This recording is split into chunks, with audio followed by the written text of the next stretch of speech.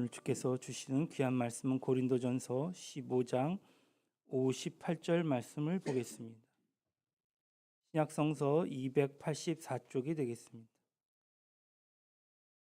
고린도전서 15장 58절 말씀 우리 함께 큰 목소리로 봉독하겠습니다. 고린도전서 15장 58절입니다. 시작. 그러므로 내 사랑하는 형제들아 견실하며 흔들리지 말며 항상 주의 일에 더욱 힘쓰는 자들이 되라.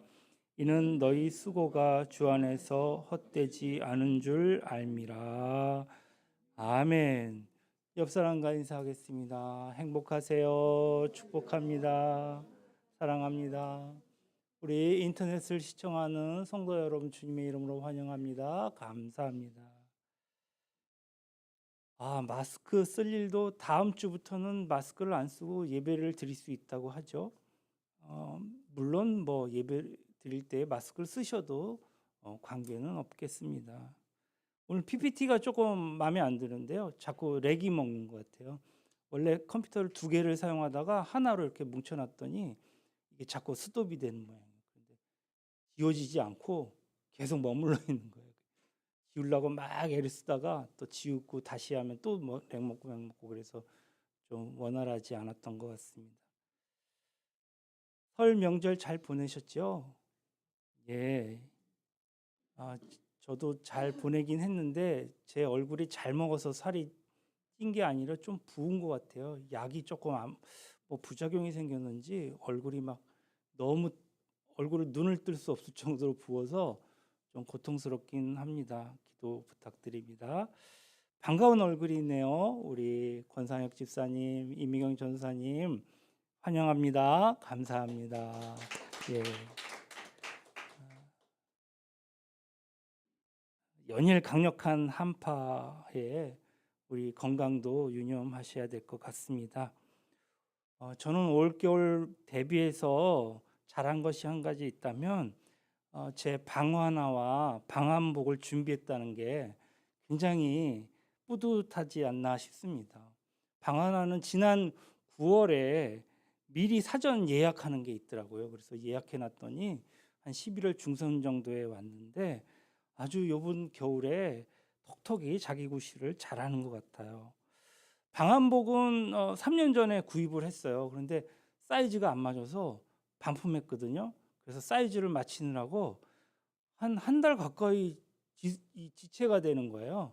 겨울이 다 지나가 버렸어요. 그래서 그 해에는 별로 못 입고요.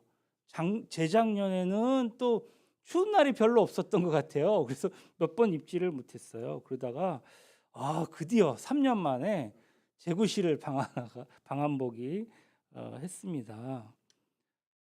2023년 참 이렇게 시작되었는데 추위가 그렇게 쉽게 누그러지지 않는 것 같아서 우리가 많이 움츠려들기도 하는데 아무쪼록 이 추위를 잘 이겨내고 또 따뜻한 봄이 왔으면 좋겠습니다. 예, 추위가 계속 지속되지는 않을 거 아니에요. 언젠가 봄이 오겠죠. 추위는 금방 물러갈 줄로 믿습니다. 제가 2023년 시작되고 무슨 말씀을 전했나 생각해 봤더니 첫째는 하나님의 뜻과 교회 존재 이유에 대해서 같이 나눴고요. 그리고 믿음이란 무엇인가 2주간에 걸쳐서 설교했는데요. 다 알지만 잘하고 있지만 한 해를 시작하는 시점에 또 이 해를 준비하는 신앙적인 센스를 발휘했으면 하는 마음에서 이렇게 우리가 말씀을 나눴습니다. 그리고 오늘 본문은 우리가 신앙생활을 하는데 기쁜 신앙생활, 어떻게 하면 신앙생활을 잘할 수 있을까? 다 알지만 잘하지만 다시 한번 생각해보는 시간을 가졌으면 합니다. 신앙생활은 교회 생활만을 의미하지는 않습니다. 신앙생활은 신앙인들의 삶이 모든 영역에서 신앙인답게 그렇게 사는 것을 말합니다. 잘못된 신앙생활은요, 오히려 예수를 믿지 않는 사람들에게 잘못된 편견을 심어줄 수도 있습니다. 하지만 진정한 신앙생활은 아름다운 삶에서 풍기는 그 향기로 또 아름다운 삶으로 이어지는 것이죠. 그래서 신앙생활이란 예수를 나의 구주, 나의 하나님으로 고백하는 자로서 어떻게 하면 모든 생활의 영역에서 승리하는 삶을 살 수 있을 것인가를 염두에 두고 사용하는 말입니다. 다시 말해서 교회 안에서만이 아니라 교회 밖에서도 신앙인답게 바로 사는 것을 의미합니다. 신앙생활이란 말을 잘못 이해하면 가정과 직장에 참 하나님 올해도 복을 주십시오, 복을 빌고 그저 교회에 드나드는 그런 형식적인 교인들의 어떻게 보면 교양의 그 함양의 터로 생각하는 이상한 방향으로 흐르게 쉽습니다. 이런 자세는 성경이 가르치는 정도가 아닙니다. 그리고 이렇게 잘못된 신앙생활은 오히려 예수 믿지 않는 사람들에게 잘못된 편견을 심어줄 수도 있어요.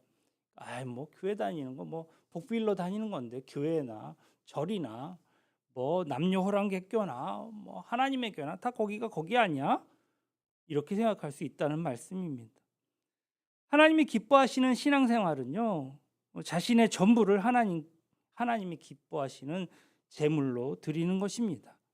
즉 교회 일이나 교회 밖의 일이나 항상 하나님 중심으로 성실하게 사는 생활을 말합니다.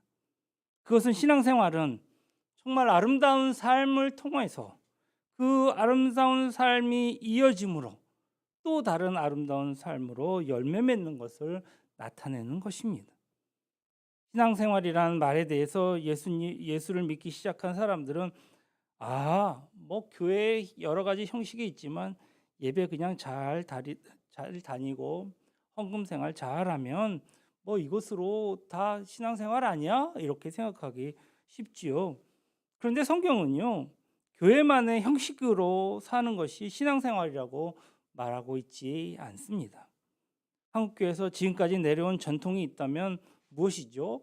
그것은 교회 안에서의 생활이 그 생활만이 거룩한 생활이고 참 신앙생활이 되고 교회 바깥에서의 생활은 뭐 세속적이든지 아니면 거룩하지 않는 생활 뭐 이런 거 상관없는 거 아니야?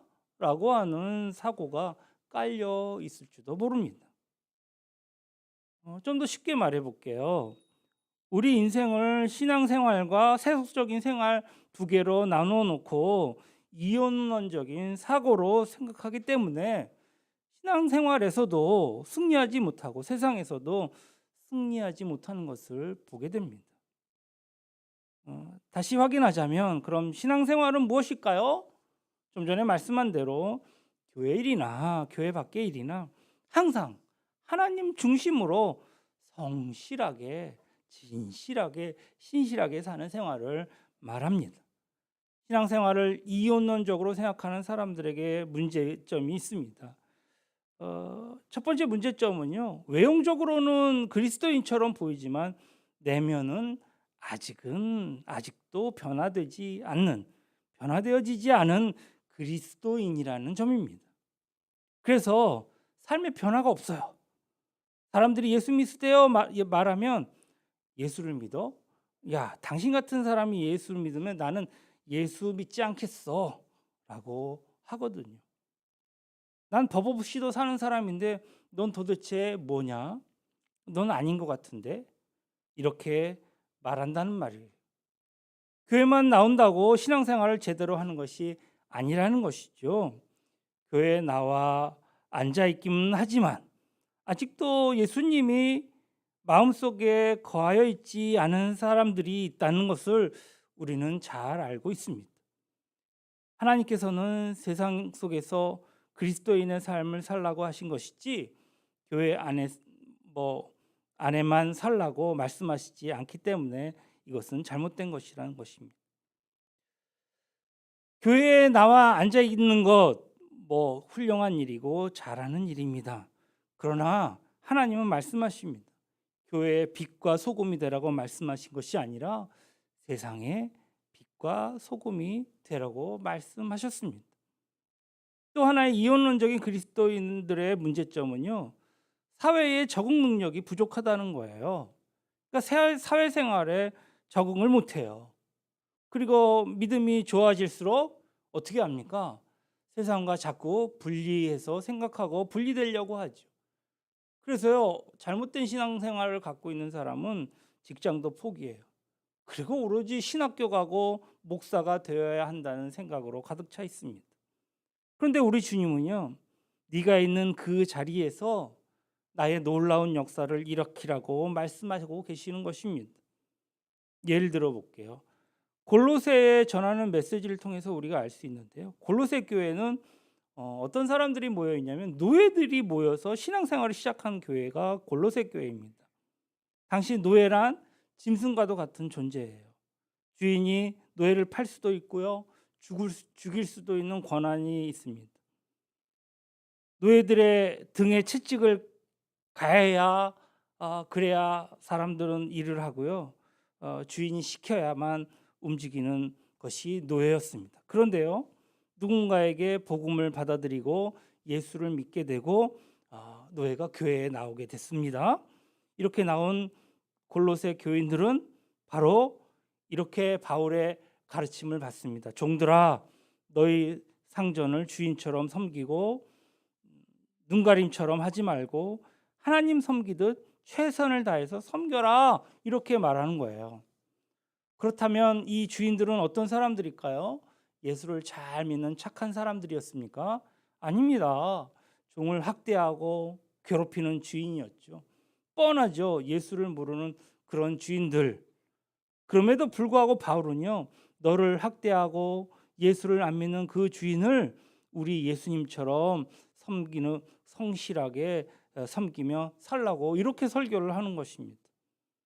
여기까지 들으면 어떻게 보면 기독교는 무조건적인 복종을 얘기한다라고, 그런 종교구나라고 생각하기 쉽습니다. 그러나 그렇지 않습니다. 여기부터 소리 없는 무너짐이 일어나기 시작하거든요. 노예들이 변하기 시작했습니다. 채찍 없이도 얘기하는 이 노예들은 열심히 또 성실히 일하기 시작하는 거예요. 너무나 달라진 노예들을 보면서 주인은 당황합니다. 그리고 묻습니다. 야, 어떻게 너희들이 이렇게 변화했느냐? 저희는 예수님을 믿습니다.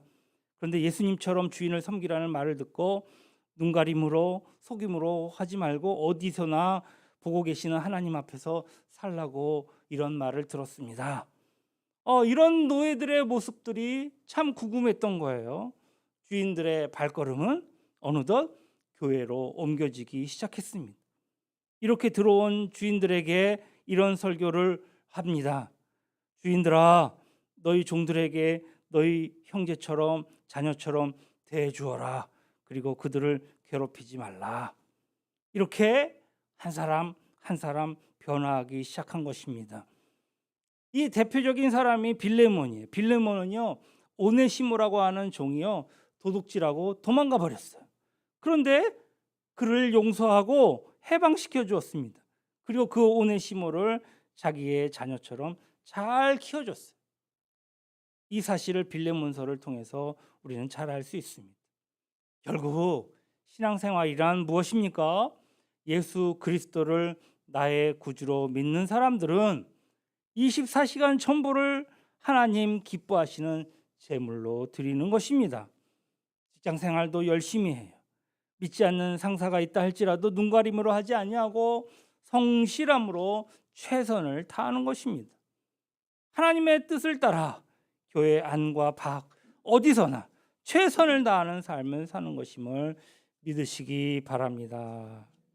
하나님이 기뻐하시는 신앙생활을 하기 위해서 당신에게 필요한 것은 무엇입니까? 우리 같이 성경을 한번 봅시다. 히브리서 10장 36절로 39절 말씀입니다. 제가 읽도록 하겠습니다. 너희에게 인내가 필요함은 너희가 하나님의 뜻을 행한 후에 약속하신 것을 받기 위함이라. 잠시 잠깐 후면 오실 이가 오시리니 지체하지 아니하시리라. 나의 의인은 믿음으로 말미암아 살리라. 또한 뒤로 물러가면 내 마음이 그를 기뻐하지 아니하리라 하셨느니라. 우리는 뒤로 물러가 멸망할 자가 아니요 오직 영혼을 구원함에 이르는 믿음을 가진 자니라. 아멘. 너희에게 무엇이 필요하다고 했어요? 인내가 필요하다. 인내가 필요하다. 신앙생활을 하는데 꼭 필요한 것이 있다면, 이 땅을 살아가는 데 있어서 꼭 필요한 것이 있다면 인내라고 합니다. 참는 것이죠. 인내가 무엇입니까? 그냥 참는 것입니까? 아닙니다. 고린도전서 13장에 보면은요, 끝절에 사랑은 모든 것을 참고 견디느니라 했어요. 사랑이라는 단어가 인내라고 하는 말로 끝나는 것을 알 수가 있습니다. 제가요 대학교 때요 조금 정신이 조금 모자란 친구들을 가르친 적이 있어요. 그러니까 아주 이렇게 몸은 말짱한데 인지 능력이 좀 부족한 거예요. 그래서 자 1, 2, 3, 4, 5 따라해봐. 1, 2, 3, 4, 5 6, 7, 8, 9 6, 7, 8, 9 그럼 1번으로 들어가요. 이거 뭐지? 몰라요. 그런 애들이에요. 엄청나게 진짜 인내가 필요해요. 1, 2, 3, 4, 5 기억, 니은, 디귿 하면 다 가르쳤어. 알 수 있을 것 같아. 내가 생각해도. 그럼 다시 처음으로 돌아가. 몰라. 이거를 계속 정말 인내가 필요하더라. 사랑은 견뎌내는 것입니다. 무엇에 대해 참는 것입니까? 무엇에 대해 견뎌내는 것일까요? 사람에 대해, 환경에 대해 견뎌내야 합니다. 사랑은요, 포기하지 않는 것입니다. 기다려 주는 것입니다. 잘하지 않는 사람, 성숙하지 않는 사람에 대해서도 기다려 주게 되어 있다고요. 사랑하는 한 포기하지 않고 인내하며 나아가게 되는 줄로 믿습니다. 하나님은 우리를 포기하지 않으셨어요. 그렇게 우리가 오늘 예수를 믿고 하나님 앞에 나올 수가 있었겠죠. 만약 하나님 있으면 보여줘봐 막 억지를 부리거나 불순종하고 예수 믿지 않고 그런 사람들, 어쩌면 저와 여러분들을 포기하셨다면 누가 여기에 나와서 이렇게 예배를 드릴 수 있을까요? 하나님은 포기하지 않으십니다. 이렇게 오래 참을 때에 우리의 신앙생활은 승리할 수 있음을 믿습니다. 때론 핍박하는 사람들을 오래 참아야 해요. 나와 다른 사고를 가진 사람들이 있어요. 정말 이해가 가지 않아요. 그런데 오래 참아야 한다고 말씀하고 있습니다. 괴롭히는 사람도 있어요. 세상 사는 사람들 보니까는요, 다 착한 사람들 아니더라고요. 정말 이해할 수 없는 사람도 있고요. 저를 속여먹는 사람도 있고요. 배신하는 사람들도 있고요. 마음에 상처를 주는 사람들도 있습니다. 오래 참아야 합니다. 내 마음에 맞지 않는 그런 환경도 있습니다. 여기에 대해서도 참아야 하는 것입니다. 예전에 찬양단을 이끈 적이 있는데요. 어린 청년들은 아주 습득하는 것들이 되게 빨라요. 그래서 이렇게 악기나 이런 거 이렇게 같이 하면서 찬양단 이렇게 움직이는데 기타를 이제 사서 막 배운 친구가 있었어요. 물론 잘 치긴 해요. 그러나 너무 나대고 앞에서 막 잘하는 거예요. 우리 친구들은 정말 그 하모니에 맞춰서 잘하지 않나요? 그런데 그때 당시만 해도 그 자기의 그 재능을 막 나타내려고 막 그 자랑하는 친구들이 있었어요. 그러면 제가 지적을 해요. 야, 너 너무 튀는 것 같아. 소리 볼륨 좀 줄여. 그래야지 발음 맞지. 얼굴이 안색이 변해. 막 울그락불그락. 참지 못하는 거예요. 근데요, 그런 친구들은요, 절대 실력이 안 늘어요. 네, 배우고요. 내가 좀 잘못한 것 같은데요, 좀 줄이고요. 그렇게 한 친구들은요, 실력이 막 일치월장해요. 끝까지 인내하고 훈련하고 연습하는 자는요, 누릴 수 있는 영광이 있어요. 틀림없이 그런 친구들은요, 연습을 잘 안 하는 것 같아요. 정말 잘하는 친구들은요, 연습을 그렇게 해요. 숫자 사자 연습하는 거예요. 그리고 비로소 그 실력이 아주 보이지 않게 그 실력이 나타나면 많은 이들에게 감동을 주는 것 같습니다. 인내하는 것, 이것이 하나님을 기쁘시게 하는 신앙생활, 승리의 신앙생활로 바꾸는 비결임을 믿습니다. 또 하나, 우리의 신앙생활을 승리로 이끌려면 뭐라고 얘기했어요? 뒤로 물러가지 않는다. 신앙생활은요, 경기장에 경주하는 달리는 선수와 같다는 바울의 표현입니다. 꼴등으로 달려도 어떻게 달려야 하는데요? 끝까지 달려야겠죠. 그리고 달려가다가 넘어질 수도 있어요. 그러나 정말 선수라면 넘어진 그 자리에서 일어나서 다시 달려야 합니다. 여러분도 아마 보셨을 거예요. 예전에 어떤 마라톤 경기에서 올림픽이었던 것 같은데 누가 중간에 끼어들어서 선수가 넘어졌어요. 1등으로 달리던 선수가.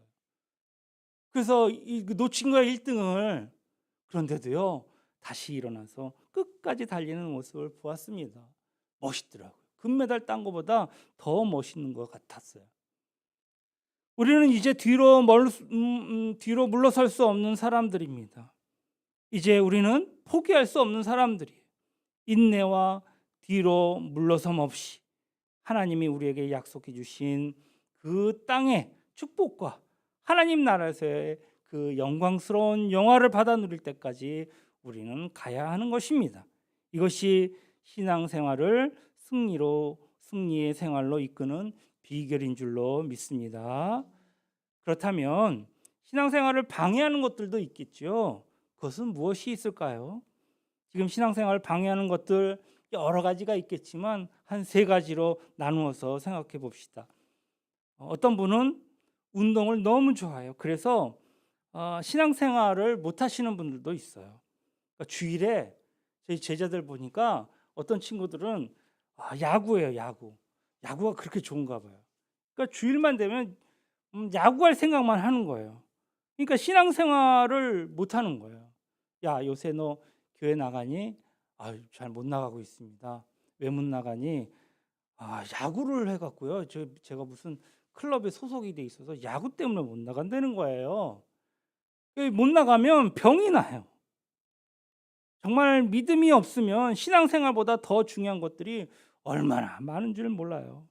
이것이 나의 신앙생활을 방해합니다. 적어도 이날은 나를 위해서 살아봐야지 하는 생각들이 쉽게 들지 않겠습니까? 내가 일주일 동안 막 열심히 일을 해갖고 내가 주일에는 좀 쉬어야 돼. 나도 좀 쉼이 좀 필요해.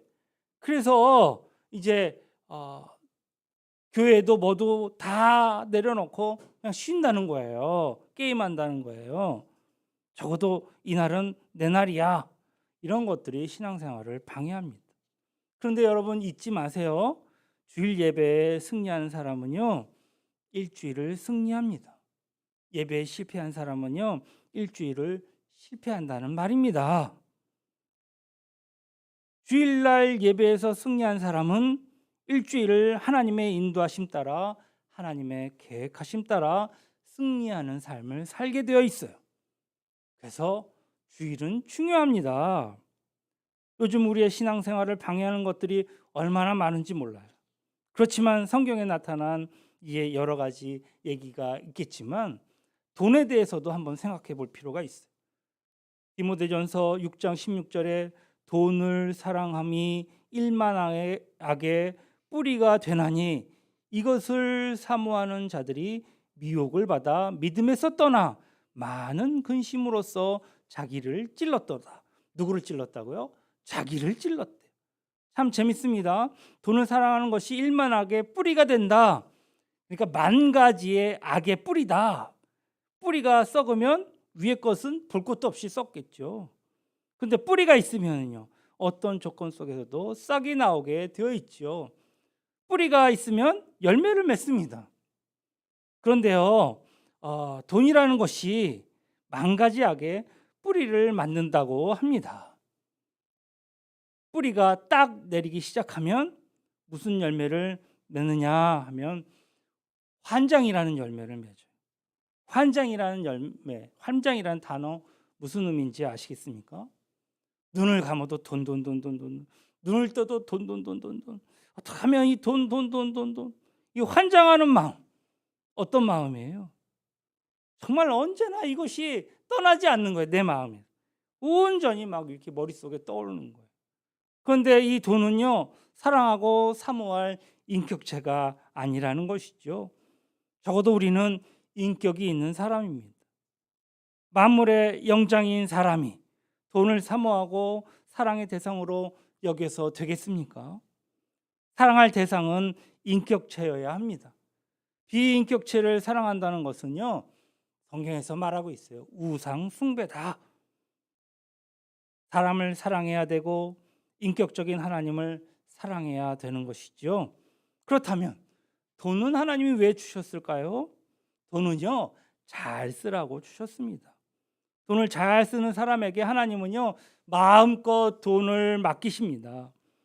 잘 쓴다는 의미는요, 막 쓴다는 의미가 아니에요. 뭐 이건 말 안 해도 아시겠죠. 저는 돈을 잘 못 써요. 그래서 항상 풍족하지 못한 것 같아요. 그럼 어떤 사람에게 하나님께서 돈을 맡기실까요? 뭐 두말하면 잔소리죠. 돈을 잘 관리하는 사람에게 하나님은 돈을 맡기십니다. 요즘 생각하는 거예요. 하나님께서 많은 재물을 맡기신 사람은 어떤 사람일까?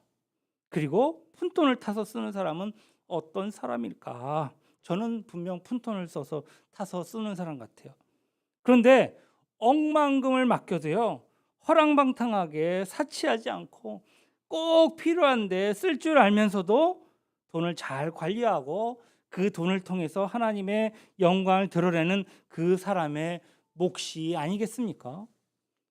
여러분, 세뱃돈 받으셨죠? 이번에 세뱃돈 어떤 사람들, 예를 들어서 뭐 어린이에게 주는 용돈은 달라요. 또 중고등학교 학생에게는 좀 더 많은 용돈을 주셔야겠죠. 대학생은요. 대학생은 또 씀씀이가 많으니까 더 많이 주지 않겠습니까? 이렇게 다른 것처럼 부모님의 입장에서는 돈의 가치를 아는 만큼씩만 허용하는 것이겠죠. 우리 청년들 부자로 살고 싶지 않습니까? 부자로 살고 싶으면 돈을 잘 관리하시길 바랍니다. 돈 하다가 시험에 들지 말고 돈을 잘 관리하여서 믿음에서 떠나는 일이 없이 그렇게 살면 하나님을 믿고 맡기시게 되는데, 이렇게 이야기하면 어떤 사람은 그래요. 아이고, 교회를 다녀도 돈이 좀 필요하던데요. 예, 교회 다녀도 돈 필요하죠. 그건 돈 때문에 예수님을 못 믿는 사람입니다. 교회는요, 돈으로 오는 곳이 아니에요. 신앙생활 하다가 돈 때문에 시험 드는 사람들 많이 봤어요. 그거 생각하지 마십시오. 여러분, 우리의 생각을 바꾸시기 바랍니다. 하나님은요, 돈을 보고 우리를 구원하는 것이 아닙니다. 우리의 영혼을 보고 우리를 구원하신 것입니다. 그리고 돈을 사랑하는 자에게는 꼭 미혹하는 자가 붙지요. 돈을 따라 살아가는 인생의 종말을 우리는 자주 목도하지 않습니까? 돈 좋아하다가 은팔찌차고 구속되는 사람들 많이 보았습니다. 적어도 우리는 이 비인격체인 돈을 따르는 사람이 아니라 인격체인 하나님을 따라 사는 사람이 되십시다. 인격체인 하나님을 따라 살면 이 비인격체인 돈은 저절로 따라오게 되는 줄로 믿습니다. 그러므로 돈이 우리의 신앙생활을 방해하지 않도록 믿음에 서시기를 주님의 이름으로 축원합니다. 두 번째는 교만인데요. 로마서 11장 20절에 이렇게 얘기합니다. 옳도다. 저희는 믿지 아니함으로 꺾이우고 너희는 믿음으로 섰느니라. 높은 마음을 품지 말고 도리어 두려워하라. 저희는 믿지 아니함으로 꺾이었다 그랬죠. 다르게 말하면요, 믿지 않는 자는 높은 마음을 품은 자입니다.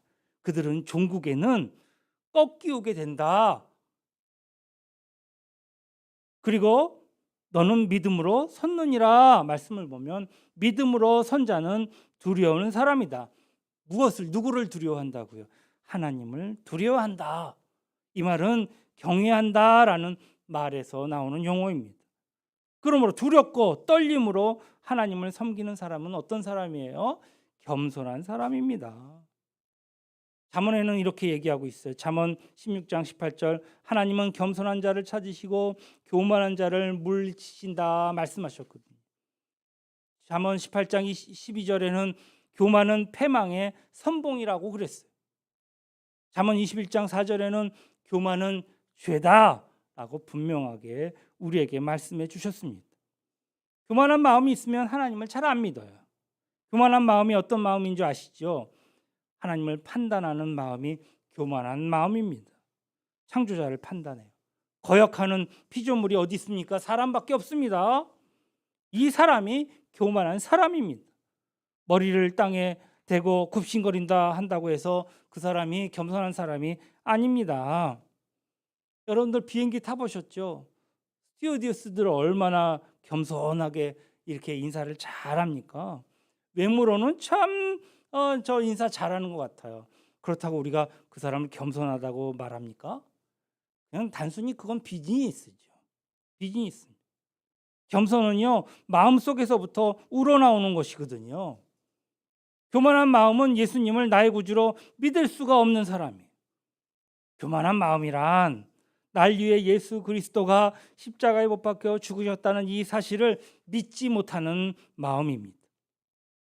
또 하나, 내가 착하게 살면 구원을 받을 수 있다라고 생각하는 것, 그것이 교만입니다.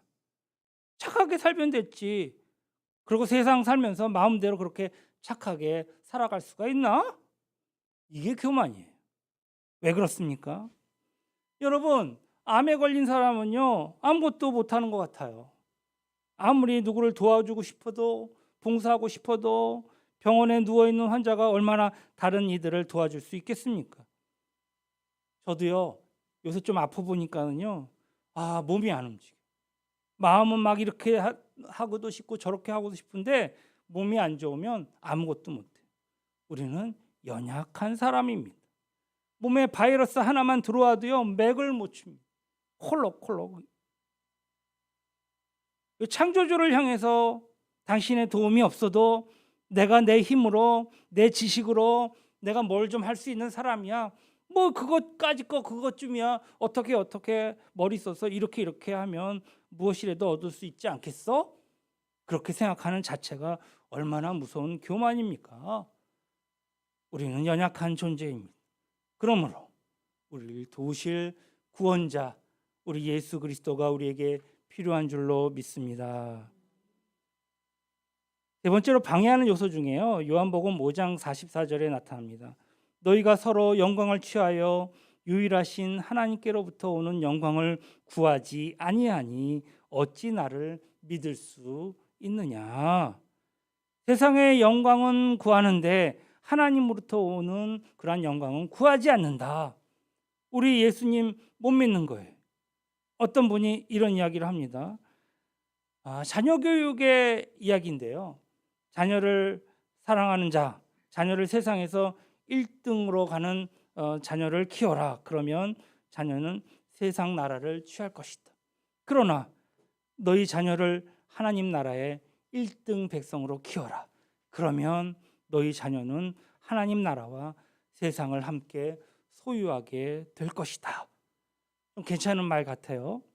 우리가 뭔가 많이 착각하고 살아가는 것 같아요. 정말 하나님 나라를 소유한 사람은요, 세상 나라가 하나님 손에 있다는 사실을 알기 때문에 저절로 세상의 영광을 취할 수 있게 되지 않을까요?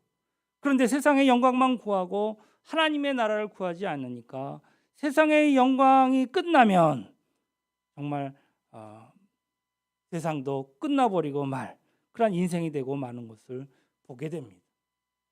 여러분, 제가 지난주에도 우스갯소리로 우리 큰아들이 게임을 좋아한다고 얘기했는데, 게임할 때 막 시작할 때 보면 얼마나 신나는지 몰라요. 어서 와, 반가워, 막 그래, 뭐 잘 지냈어, 막 인사부터 시작해서 막, 그래, 너 이거 잘했어, 그래, 막 칭찬해요. 그러다가 한 중간 정도 가면 슬슬 화를 내기 시작합니다. 야, 너 왜 그랬어? 이거 진짜 아니야, 너한테 한 얘기 아니야. 내가 혼자 화나서 그래. 자기 혼자 이제 막 화를 내요. 조금 지칩니다. 그러면 이제 막 할 때가 한 사람씩 두 사람씩 빠져나가요. 그러면 이제 자기도 이제 더 이상 할 게 없는 거예요. 막 화는 나 있어요. 끝판은 항상 지더라고요. 이기는 건 내가 못 봤어요. 그러면 결론은 뭐냐면, 그래 오늘도 즐겁게 잘했어. 즐겁긴 뭘 잘해. 즐겁게 계속 화만 냈는데. 그리고 딱 끝내버려요. 그리고 그걸 게임을 막 그렇게 막 좋아하더라고요. 승민아, 그렇지 않냐? 게임은요 그냥 끝나면 끝나버리는 거예요. 보세요. 이 세상 나라 마치 게임하는 것과 같은 것 같아요. 아무리 해봐도요, 하나님이 야 이제 그만해, 이제 끝내, 돌아와야지 하면 끝나버리는 세상. 또 게임도 역시 마찬가지예요. 어느 정도 시간이 되면 이제 수고했어, 그래 잘 가, 끝나, 그리고 딱 끝내는 것 같아요. 물론 어떤 애들은 하루 종일 밤새도록 하는 친구도 있더라고요. 그게 저와 여러분 같습니다. 그런데 세상에 그 게임이 눈에 어두워서 그것만 보고 하루면 끝나는 것을 보고 산다면 얼마나 미련한 사람일까요? 세상의 영광이 우리의 신앙생활을 방해하지 못하도록 우리 하나님 나라를 보아야 하지 않겠습니까? 게임 수준에서 하나님 나라를 소유한 수준으로 바꾸시기를 축원합니다.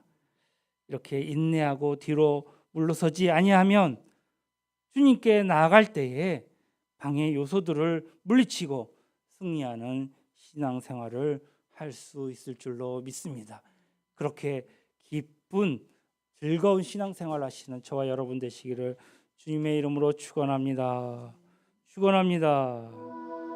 귀하신 하나님 감사합니다. 오늘도 우리와 함께 하셨사오니 감사합니다. 어떻게 하면 우리가 신앙생활을 잘하며 주님과 동행하는 삶을 살 수 있을지요. 우리에게 지혜 주시고 또 인내 주시고 믿음 주시어서 승리하며 기쁨으로 나아갈 수 있도록 축복하여 주시옵소서.